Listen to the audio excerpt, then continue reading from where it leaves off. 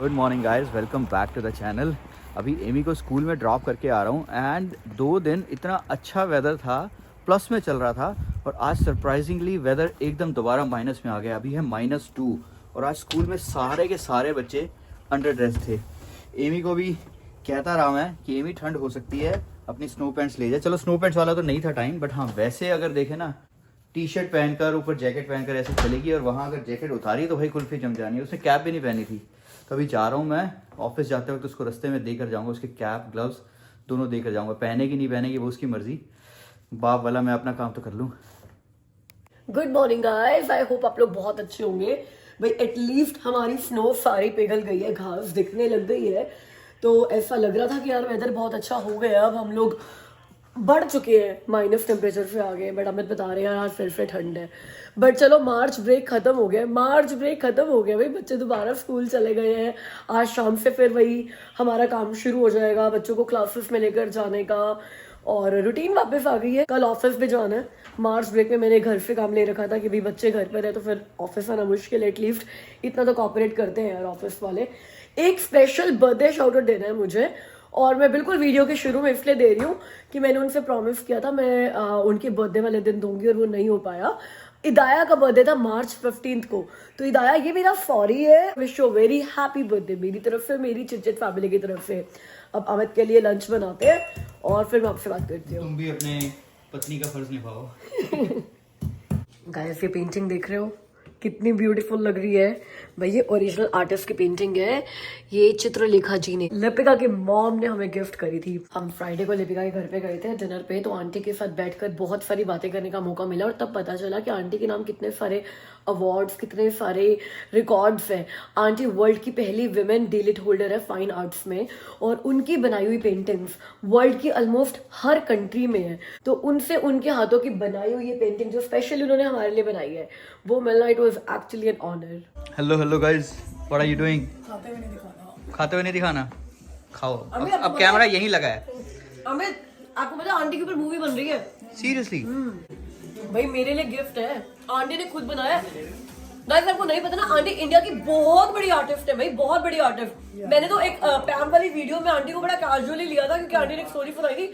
Aunty के students ने तो इतने कमेंट्स किए हैं, ये भी बोला कि पैम हम लोग बहुत लकी है कि आंटी से मिले। बिल्कुल, thank you aunty, thank you so much. हम लोग एक्चुअली में बहुत लकी है भाई, इतने ब्लेस्ड है कि हमारे घर में आंटी की खुद की बनाई हुई पेंटिंग्स लगेगी। पैर हमारे कदम, लाइक आपके मेरे घर में आंटी की बनाई हुई पेंटिंग लगेगी। आंटी की बनाई हुई पेंटिंग्स वर्ल्ड की हर कंट्री में है। Oh my God. और आंटी ने जो डीलिट के टाइम पर बुक लिखी थी ना, अब तो पैम वो नीचे ले गई है, नहीं यहीं पे है ना आंटी। हमें इसका पता है कि जर्मनी के अंदर वो हुई थी, क्या कहते हैं आंटी उसको, क्या हुई थी? रिलीज हुई थी। पब्लिश भी हो सकते हैं। जर्मनी पब्लिश तो ये इंडिया में ही हो गई थी, लेकिन जर्मनी में रिलीज हुई है। और नेपाल की जो रॉयल फैमिली थी ना, उन्होंने इसकी कॉपीज खरीदी थी। Oh my God. और ये उस जमाने में 8,000 रुपए की थी, अभी 80,000 की है। क्या बात है, 80,000 की आपने अपने हाथ में पकड़ा हुआ है, थोड़ा ध्यान से। Book about paintings of Shiva through out the world. Can you open it? आपको ऐसे 1600 to 1900। ये आंटी का डिलीट वाला वर्क है। इस बुक को लिखने में ना हमें आंटी को 8 साल लगे थे। तो आंटी ने जितनी भी पेंटिंग्स में रिसर्च करी थी ना, वो सारी आंटी ने इस बुक में लिखी हुई है। इसमें पता नहीं शिवा की 1600 से 1900 के पीरियड की पेंटिंग्स है इसमें। This is very rare work. हाँ, Very rare, and in 1984 or 86 it got released when we were kids, like Tully and I, we were kids. अब एक मम्मी ने बहुत प्यार से शिल्पा और अमित के लिए एक पेंटिंग बनाई है। So it will be our honor to have auntie's painting at our home. so we would like Shilpa for you to be closing your eyes. Okay mom, there we go. बंद करो, अभी आंखें बंद ही रखना शिल्पा, पकड़ लो। पटाखा painting. Now you can open it, honey. Shilpa, it is amazing. God, आप लोग दोनों अमेजिंग। साइन भी किया है वो यार। तो प्राइसलेस है आंटी का sign. This is so beautiful, So so beautiful. gorgeous, Yeah. looking like a wow. Looking like a texture wow. देख रहे हो यार अमित, यहाँ पे टेक्सचर देखो क्या है पेंटिंग। अच्छा इसका टाइटल क्या है, मम्मा से पूछो। इसका टाइटल क्या aunty? Morning glory with the cup of T. आप दोनों बैठकर जब सुबह बालकनी में बैठकर चाय पियेंगे तो हमें याद करेंगे और फील करेंगे कि आप कनाडा में हैं और कनाडा का व्यू दिया है हमने। और ये सुंदर सुंदर मुस्कुराते हुए जो फूल हैं, सॉरी शिल्पा, ये तुम्हारा बैकयार्ड भी हो सकता है। हाँ बैठे हैं, मुस्कुराते हुए फूल आपका स्वागत करेंगे गरम गरम चाय की प्याली के साथ। क्या बात है। Thank you so much. ये हमारे साथ मतलब पता नहीं पूरी जिंदगी साथ रहेगा हमारे साथ। ये हम एमी को दहेज में भी देंगे। एमी को दहेज में देंगे। और हमेशा अभी मुझे बिल्डिंग के वो समायरा, उसके बच्चे, वो हमेशा क्यों लवंदिया क्यों नहीं? हमारे तो एक ही लड़के, तो अपनी बहन भेदभाव क्यों कर रही हो दो लड़कियों पे? That's true, but thank you aunty. Beautiful aunty, beautiful. Thank you. अच्छा ये ऐसे है, मेरे को भी एक बार आंटी को हक करना है। Beautiful aunty ji, thank you so much. नहीं, एक अमित, एक वो गाना बनता है, कौन सा था वो जो पैम ने शेयर किया था ना, एक गरम चाय की प्याली हो, और उसको पिलाने वाली हो। चाहे आज ही हम अनु मलिक पे ना चैट कर रहे थे ऑफिस में। अच्छा। हम सोच रहे थे क्या चीज था वो, पटाखा। भाई हमारी कोई फोटो भी खींच दो ऐसे। मैं खींच देती हूँ। गाइस वो कहते हैं ना, जब मिल जाए तीन यार, तो हम लोग जब सारे यहाँ पर मिल गए ना, तो फिर कैरोके राउंड भी शुरू हो गया। सब ने बहुत गाने गाए भाई उस रात। तू रहती है तू मेरे पास, साथी नहीं आप ही के घर में रहती हूँ।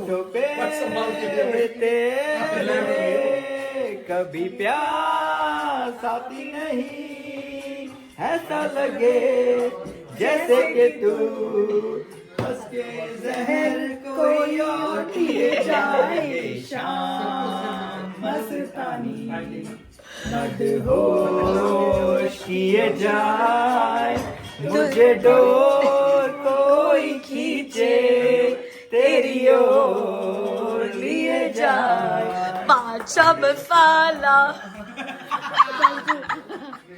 ऐसा आता था यार। रातियों का स्वागत पान पसंद से करें। फ्लैशबैक से निकल के बैक टू प्रेजेंट डे, और यहाँ पर हम लोग आए हुए हैं आईब्रोज कराने के लिए। भाई ये भी एक दिन होता है, मुझे प्रिपेयर होना पड़ता है इस दिन के लिए। और जहाँ मैं आईब्रोज कराने आई हुई थी ना, वहाँ पे एक बहुत ही बड़े बोर्ड पे बहुत सुंदर सी रंगोली बनी हुई थी लॉर्ड शिवा की। और एमी इतनी इंप्रेस हो रही थी, बस यहाँ पे खड़े होकर इसको निहारे जा रही थी। इसका बस चलता ना, ये बोर्ड उठाकर घर पर ही ले आती। गाइस आईब्रोज करा ली है, और जब आईब्रोज कराने आई थी तो मुझे लगे हाँ तो वैक्सिंग भी करा लेती हूँ यार, मौसम बड़ा अच्छा हो गया तो ड्रेसेस वगैरह पहनी जाएंगी। वैक्सिंग भी करा ली, तब याद आया कि एमी की लेगो क्लास थी, और लेगो क्लास के लिए हम लोग हो गए लेट। अब अगर अभी भी निकलेंगे तो एमी 7-8 मिनट लेट तो हो जाएगी। एमा बता, छुट्टी करनी है? नहीं, इसको लेगो बहुत पसंद है भाई, छुट्टी भी नहीं करेगी। तो जल्दी से भागते हुए निकलते हैं। मैं सोच रही थी ये छुट्टी कर ले, मैं अपना यहाँ से हेयर कट भी कराने चली जाऊँ, तो बड़े ही सारे काम एक साथ हो जाएंगे। और एमी कह रही है नहीं, मेरे को छुट्टी नहीं करनी है। मेरा मन कर रहा है हेयर कट कराने का। सोच रही हूँ करा लूँ, थोड़े से छोटे करा लूँ बाल, ताकि जब हमने ट्रिप पे जाना है तो तब तक थोड़े से सेटल हो जाएगा। जब आप हेयर कट कराते हो तो सेटल में टाइम लगेगा, तो मुझे नहीं लगता मैं इतना ज्यादा हेयर कट कराने वाली हूँ कि सेटल होने में टाइम लगे, बट यू नेवर नो। वहाँ पे जाकर पता चलेगा, जब मैं हेयर स्टाइलिस्ट की चेयर पर बैठी होंगी ना, तब पता चलेगा कि क्या मूड बन गया है। जैसे एमी का भी यही हुआ था, गए थे हम एमी की ट्रिमिंग कराने, और एमी का मूड बन गया कि बाल छोटे ही करा दो, तो एमी के बहुत छोटे करा लिए। हो सकता है मेरा भी मूड बन जाए ये वाला। एमा देख ले यार, छुट्टी कर ले, हम लोग मम्मा का हेयर कट कराने चलते हैं। अब एमी के लेगो क्लास जाते हैं ना, तो वो 15 मिनट लेट पहुंचती। कोई पॉइंट नहीं था, वो अपना प्रोजेक्ट पूरा ना कर पाती, तो मैं उसको लेकर आ गई हूँ। Great clubs. जब मैंने हेयर कट कराया था ना, तो मैं करली हेयर सैलून में गई थी, और उन लोगों ने मेरे छोटे से बाल काटे थे, मतलब बहुत कम काटे थे। आप लोगों को याद ही होगा, शूट किया ही था मैंने, और $200 पे करके आई थी मैं उनको। तो मैंने सोचा कि अब मैं करली हेयर सैलून में नहीं जाऊंगी, मैं किसी नॉर्मल से सैलून में जाकर नॉर्मल से हेयर कट करा कर आऊंगी। मेरे ख्याल से मेरे हेड वॉश के साथ $50 लगेंगे टोटल। कितने लगेंगे मैं आपको बताती हूँ। वैसे मैंने लेग वैक्सिंग कराई है, हाफ लेग वैक्स, और आईब्रोज कराए हैं, उसके मैंने पे किया $29। और यहाँ पे आप देखते हैं कि हेड वॉश का और हेयर कट का कितना लगता है हमारा। लास्ट हेयर कट मैंने कराया था कर्ल एम्बेसडर से, $200 पे किए थे, और 1 महीने की वेटिंग की थी अपॉइंटमेंट के लिए। बट यहाँ की अच्छी बात यह है कि सीधा वॉक इन कर सकते हो, मैक्सिमम 30 मिनट्स की वेटिंग के बाद आपका नंबर आ जाएगा। और बच्चों के लिए ना बुक्स पड़ी हुई थी यहाँ, तो मैंने एमी को बोला कि जब तक मेरा हेयर कट होगा तो कोई बुक पढ़ ले, तो उसको मैंने ये बुक उठाकर दी। इतना गंदा सा मुंह बनाया एमी ने, मतलब ऐसे मुझे देख रही थी कि ये बुक पढ़ूंगी मैं, तो जाकर गई है अपने लिए कोई और बुक उठाने के लिए। और क्या बुक उठाकर लाई है, रिप्लेस बिलीव इट और नॉट। मैंने कहा चलो भैया यही पढ़ लो बैठ के। अब अमित ना कभी भी नहीं मानते कि मैं हेयर कट करा के आई हूँ, उनको मेरे बाल हमेशा पहले जैसे ही लगते हैं। तो मैंने इसलिए ना बिफोर रिकॉर्ड कर लिया कि देखो इतने लंबे बाल हैं, और अभी आफ्टर तो दिखाई दूंगी कितना कटेंगे। और इन्होंने बोला कि हेड वॉश करने की जरूरत नहीं है, ड्राई कट करेंगे।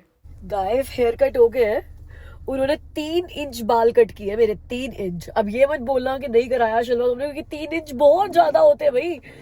3 इंच बढ़ाने में पता नहीं कितनी देर लग जाती है। बट उन्होंने बिल्कुल कंघी कर करके बाल सीधे कर करके काटे हैं, तो अभी आपको पता चलेगा नहीं बिकॉज कोई प्रोडक्ट नहीं है। तो घर जाकर फेरवेर धोकर अपना जेल वेल लगाकर तो पता चलेगा कि कितने कर्ल्स बन रहे हैं और अब कितने छोटे लग रहे हैं। बट यहाँ से ही पता चल जाएगा कि कितने छोटे हो गए। तो छोटे तो हुए हैं बाल। चलो घर चलते हैं। I am excited to wash my head my way और फिर स्टाइल करके देखते हैं। भाई बहुत छोटे हो गए हैं। गाइस मेरा ये बर्ड ऑफ पैराडाइज प्लांट है ना, जो माइकिया से लेकर आए थे, इसकी एक नई लीफ आ रही है, वहां पीछे देख रहे हो। जब से ये प्लांट लेकर आई हूँ ना, तब से वेट कर रही हूँ इसकी ये नई लीफ खुलने का। और अब मुझे लग रहा है बस 2-4 दिन और, इतनी तो खुलने लगी गई है, खुल जाएगी ये। क्योंकि मैंने इसकी ना 1-2 लीफ कट करी है, 2 से ज्यादा ही करी होंगी बिकॉज खराब हो रही थी। तो every leaf is very important. अब ये नई फ्रेश भी जब खुलेगी ना तो बड़ा प्यारा लगेगा यार। एक तो ये नई बन रही है और एक यहाँ पे ये देख रहे हो छोटी सी, ये भी धीरे धीरे नहीं आएगी। ये देखो ये वाला। वैसे मैंने सुना है कि बर्ड ऑफ पैराडाइज की लीफ ना खुलने में कई बार हफ्तों महीनों भी लग जाते हैं, और वो पता चल रहा है उस लीफ से जितना टाइम लगा रही है ना वो लीफ खुलने में। जब पूरी खुल जाएगी तो आपको दिखाऊंगी मैं। अभी बाल गीले हैं बट आपको लेंथ पता चल रही होगी कि कितनी कम हुई है। तो ऐसे लग रहे हैं बाल अभी वॉश करने के बाद। थोड़ा एक बार सूख जाएंगे तो थोड़ा डेफिनेशन और कर्ल्स और बन जाएंगे यहाँ पे भी। लेकिन ना अमित को बताया नहीं है। अब मैं ये चेक करती हूँ कि अमित फिगर आउट अपने आप कर भी पाते हैं कि नहीं कर पाते कि मैंने हेयर कट कराया है कि नहीं। अगर अमित को नहीं पता चला तो मतलब लड़के खुद ना नोटिस करते, कोई फर्क ही नहीं पड़ता। लेकिन अगर अमित ने नोटिस कर लिया कि भी फिर लगेगा कि हाँ भी कुछ डिफरेंट ही किया है। Let's see. Hey girl, show me your hair.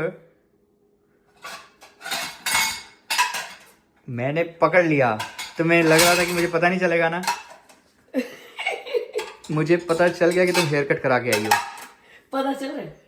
नहीं, इससे तो वैसे सच बताऊं पता नहीं चला। तुमने जब क्रेडिट कार्ड से ट्रांजैक्शन करी थी ना, मेरे पास मैसेज आ गया था। यार क्या है, मतलब आपको ऐसे पता नहीं चला? नहीं मतलब अच्छे लग रहे हैं, हाँ पता चल रहा है, ये भी पता चल रहा है, बट इतना नहीं पता चल रहा था। बट मतलब मुझे एक्चुअल में पता है तो इसलिए पता चल रहा है।